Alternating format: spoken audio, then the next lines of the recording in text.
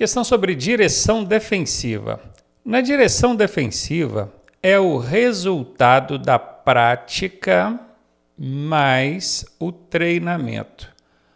Quem pratica, quem treina, desenvolve conhecimento, decisão, atenção ou habilidade. Esses aqui são os fundamentos da direção defensiva, né? Faltou aqui ainda conhecimento, habilidade, atenção, decisão, é o CHAPDI, previsão. Faltou aqui o previsão, né? Aí nós teríamos aqui os 5 fundamentos da direção defensiva. O previsão aqui foi ignorado, porque a gente só tinha 4 alternativas. E o examinador aqui perguntou, eu estou praticando, eu estou treinando, eu estou desenvolvendo o quê? Decisão, atenção? Não. Decisão e atenção não têm relação com prática e treinamento. Já vou eliminar. Muita gente vai ficar em dúvida entre conhecimento e habilidade. Olha, praticando e treinando, você desenvolve habilidade. É isso aqui, ó. Quanto mais você treina, quanto mais você pratica, mais habilidade você desenvolve. Pode até ser que você desenvolva algum conhecimento, sim. Mas entre desenvolver conhecimento e habilidade, a prática mais o treinamento vai te levar principalmente à habilidade. Melhor domínio sobre a máquina, sobre o veículo. Mais um aí de direção defensiva. A colisão, alguma coisa, quer saber o nome dessa colisão, né? Tá aqui, ó, é uma dessas alternativas. É caracterizada por envolver apenas um veículo. Aí nós estudamos em direção defensiva vários tipos de colisões. Colisão com o veículo da frente, colisão com o veículo de trás, colisão lateral, colisão nas ultrapassagens, tem todo tipo de colisão. Mas tem uma colisão que a gente estuda lá, que ela é caracterizada. O que é caracterizada? Identifica ela. O que identifica ela? São duas coisas.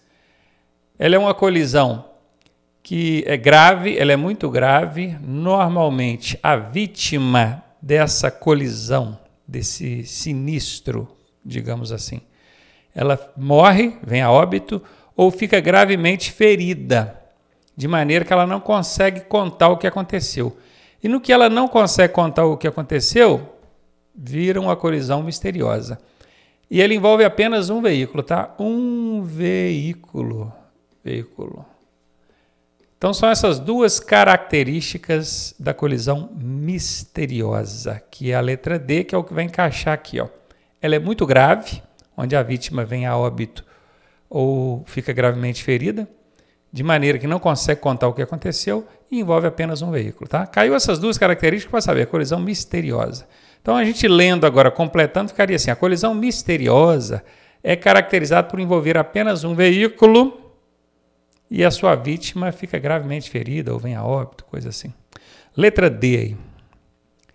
Direção defensiva. Com a formação de espelho d'água na pista, aumenta o risco de aquaplanagem. Já ouviram falar de aquaplanagem, né? Quando o veículo desliza na pista ali. Isso não é derrapar, não. Derrapar é em pista seca, com areia, terra.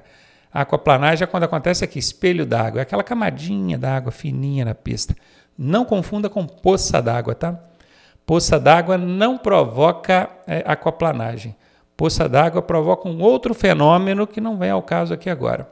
É o espelho d'água, aquela camadinha d'água que está na pista, né? Aquela lâmina d'água. Costuma o Detran colocar lâmina d'água em vez de espelho d'água, não é mesmo? Então, tendo aquele espelho d'água, aquela lâmina d'água na pista, aumenta o risco de aquaplanagem se o veículo estiver em velocidade alta, né? Tudo que passou ali de 60 por hora para cima já é considerado velocidade alta para a situação de chuva, tá? E pneus com banda de rodagem. Banda de rodagem são os frisos ali, aqueles sulcos que tem no pneu, né? Inferior a 1,6 centímetros, inferior a 1,6 metros, inferior a 1,6 milímetros ou inferior a 1,6 decímetros. Eu tenho certeza que vocês guardaram, quando vocês viram lá na matéria, estudando essa matéria, vocês aprenderam que é 1,6. Alguma coisa. Vocês sabem que não pode ser menor que 1,6. Aí o Detran vem com a pegadinha. Coloca lá, é centímetros, metro, milímetro ou decímetro. É só a gente parar para pensar. 1,6 metro é muita coisa, é quase a minha altura. Eu tenho 1,8, né, que é 1,80 m. Então não existe surda. O decímetro é mais ou menos a mesma coisa, que você pega isso aí e divide por 10. Imagina divide o meu tamanho por 10. Ficaria mais ou menos um tamanho assim, né? Você já viu friso de pneu com essa profundidade? Só se for daquele trator gigantesco, né? Então, decímetro também não é. A galera vai ficar em dúvida entre ser 1,6 milímetros ou 1,6 centímetros. Aí você para de novo e analisa. O que é 1 centímetro? 1 centímetro é quase um dedo. Vamos botar aqui. Um dedo. 1,6 quer dizer quase 2 vezes isso aqui. É mais de 1,5 vezes. Seria mais ou menos um tanto assim. Ó. Meu polegar aqui. Ó. O friso do pneu com essa profundidade aqui, nem novo ele tem estudo. Novo ele vai ter 1 centímetro. Isso aqui. Centímetro. Vai ser milímetro, tá, gente? Milímetro. Pega 1 centímetro. Divide isso aqui em 10. Uma partezinha seria bem pequenininho assim, ó. Isso é 1 milímetro. 1,6 milímetro, que seria um pouquinho maior, é o mínimo permitido no sulco ali do pneu. Tá? E como é que o policial, você pode ficar curioso, como é que o policial sabe que já chegou nisso aí? Porque se tiver inferior a 1,6 milímetro, além de correr o risco aqui da aquaplanagem, é infração de trânsito, dá multa. É porque existe um indicador ali do lado do pneu que chama-se TWI. E aí ele mostra entre os frisos um gominho ali, um alto relevozinho de borracha que tem exatamente 1,6 milímetros. É milímetros, tá? Ele tem exatamente 1,6. Até chegar naquele gominho ali, naquela borrachinha que chama-se TWI, tá ok. Não dá multa não. E não tem tanto perigo assim, porque o pneu ainda está em boa condição. Agora, se for inferior àquilo, menor que aquilo, risco de aquaplanagem, seu carro perde aderência, mesmo em pista seca, e dá multa, tá? Então a resposta é, não pode ser inferior a 1,6 milímetros. E aí, tá gostando da aula? Eu sou o professor Ronaldo Cardoso e tenho o caminho das pedras para você chegar à sua aprovação da forma mais suave possível. Se você fizer exatamente o que eu te pedi, eu garanto que você passa. Clique aqui no primeiro link da descrição e vem ser aprovado com a gente. Direção defensiva aí. Quando o sinal do semáforo abrir para o seu veículo e um pedestre estiver atravessando na sua frente, você deve fazer o quê? Dar-lhe uma bronca? Quem acha que essa aqui é a boa? Claro que não, né, gente? Essa aqui é aquela absurda que você já chega eliminando. Descer do veículo e ajudá-lo na travessia? Não. Costuma o Detran, para tentar te induzir ao erro, colocar assim, não coloca que é um pedestre, não fala assim, um idoso estiver atravessando, uma criança estiver atravessando, ou uma gestante estiver atravessando. Eles trocam aqui o pedestre por idoso, para te sensibilizar e você pensar assim, eu vou descer, vou lá ajudar ele a atravessar. Cara, não é isso que você tem que fazer. Você tem que ficar paradinho. Você estava lá parado, o semáforo estava fechado. Aí essa pessoa começou a atravessar, seja um pedestre, um idoso, um gestante, uma criança, qualquer um. Começou a atravessar. No meio da travessia, o si mesmo começa a puxar o carro apertando aquela pessoa ali que está atravessando. Se você fizer isso, é infração de trânsito, tá? Infração de trânsito, não pode. E é óbvio que a direção defensiva não vai recomendar que você faça isso. Então você tem que ficar com o carro paradinho, imobilizadinho, esperando aquela pessoa concluir a travessia para depois você prosseguir. Então você não vai descer do veículo e ajudar ela a atravessar, não. Nem buzinar para apressar ela. Você vai simplesmente aguardar que ela conclua a travessia. Combinado? Assim, né? Direção defensiva é o tema dessa questão. Ela traz para a gente o seguinte: dirigir com atenção para poder prever o que vai fazer e tomar as decisões certas, evitando sinistros de trânsito. Sinistro é acidente, tá? É conceito de direção dispersiva. O que é dispersiva? Dispersiva é distraída. Sabe o condutor dispersivo? É aquele que dirige mexendo no som do carro, olhando para os lados, sem prestar atenção no que ele está fazendo. Esse é o dispersivo, distraído. Lógico que isso não é bom. Direção defensiva, ok. Direção defensiva é o que nos propõe sempre a melhor conduta, a melhor postura, as melhores ações no trânsito. Pode ser essa a resposta. Direção progressiva, bom, se existe direção progressiva de forma técnica, eu desconheço.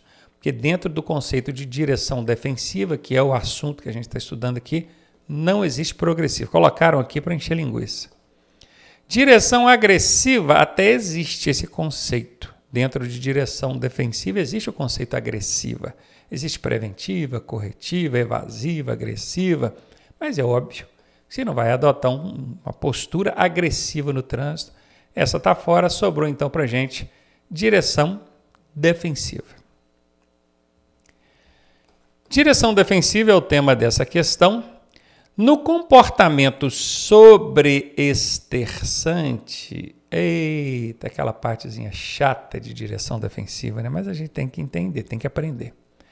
O peso do veículo, que na verdade deveria ser massa e não peso, né? Mas o Detran colocou aqui peso, vamos entender como a massa do veículo, o peso do veículo. É transferido por quê? Gente, só para fins de exemplo, para você entender rapidamente. Se você está na garupa de uma motocicleta e o motociclista freia, o que acontece com você? Você é projetado para frente ou projetado para trás? Você é projetado para frente, não é? Se você não estiver bem segurando ele, você dá até uma capacetada, né? Bate o seu capacete no capacete do cara que está pilotando. Então, quando a gente freia, o peso, a massa vai para frente. Quando a gente acelera, é o contrário. Acelera. O peso, a massa vai para trás.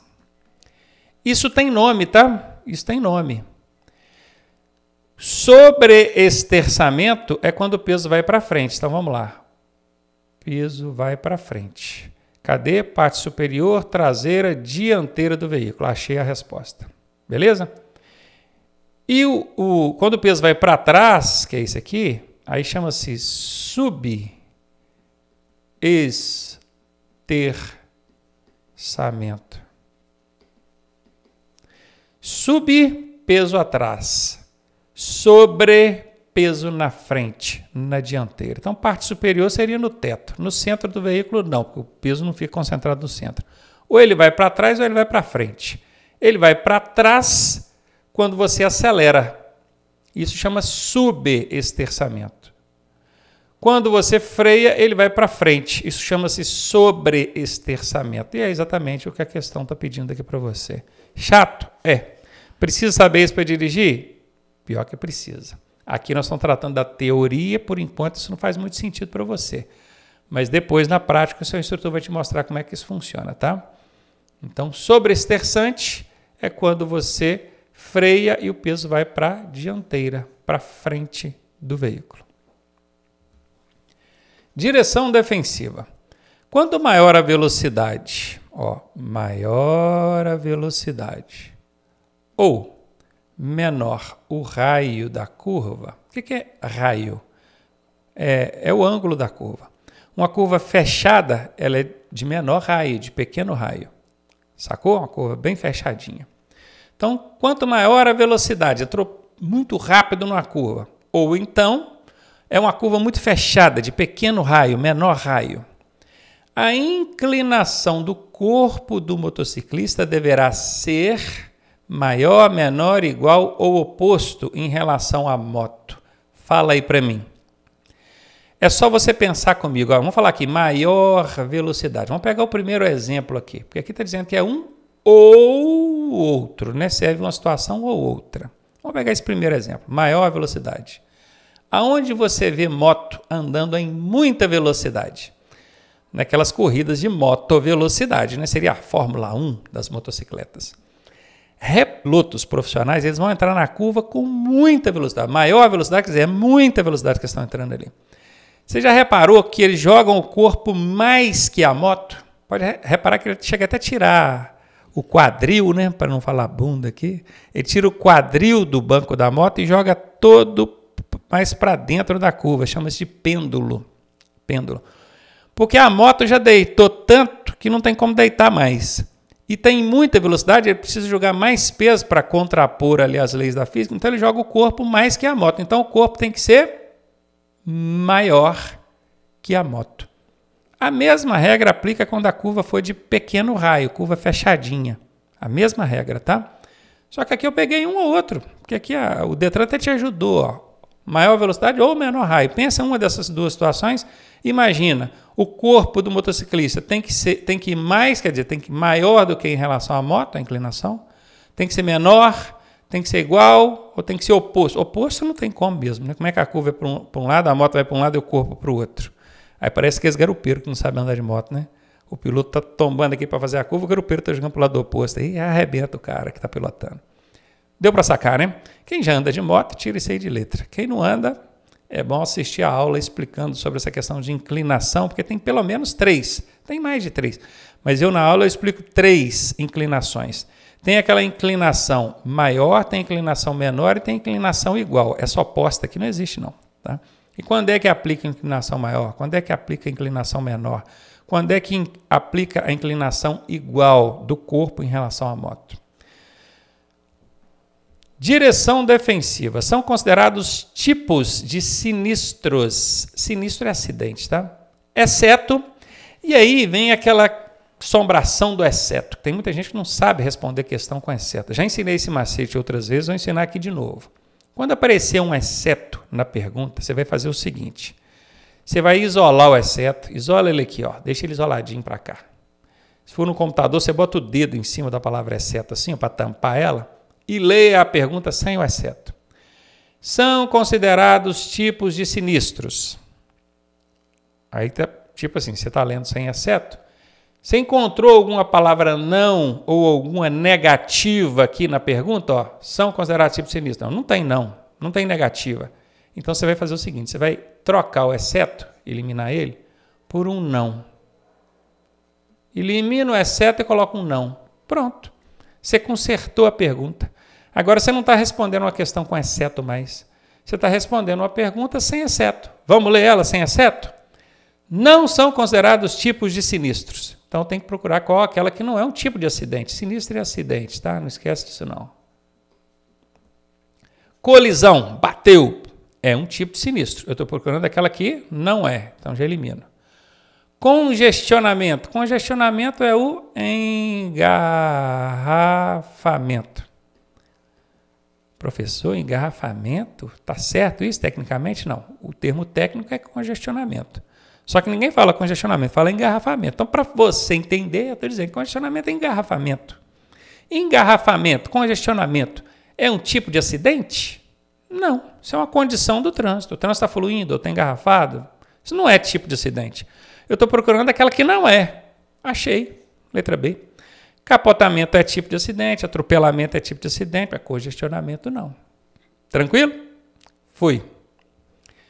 Direção defensiva. Diante de uma condição de lusco-fusco, eita, que é isso, rapaz? Lusco-fusco, calma, já vou explicar. É recomendável que o condutor faça alguma coisa. Mantenha acesa a luz interna do veículo, acenda os faróis, acione sempre o pisca-alerta ou ligue o limpador de para-brisas. Antes de explicar o que é lusco-fusco, vamos eliminar essa letra C, porque ela tem uma casca de banana. A palavra sempre é uma casca de banana. Eu ensino isso nos macetes dos nossos treinamentos. E eu digo que quando tem casca de banana na alternativa, é 90% de chance dessa alternativa ser falsa. E nesse caso ela é falsa, tá? Já eliminei. Se eu tivesse que chutar aqui, ó, mesmo sem saber o que é lusco-fusco, essa aqui eu já não ia marcar ela. Nessa aqui eu não errava. Eu já ia chutar entre 3 só.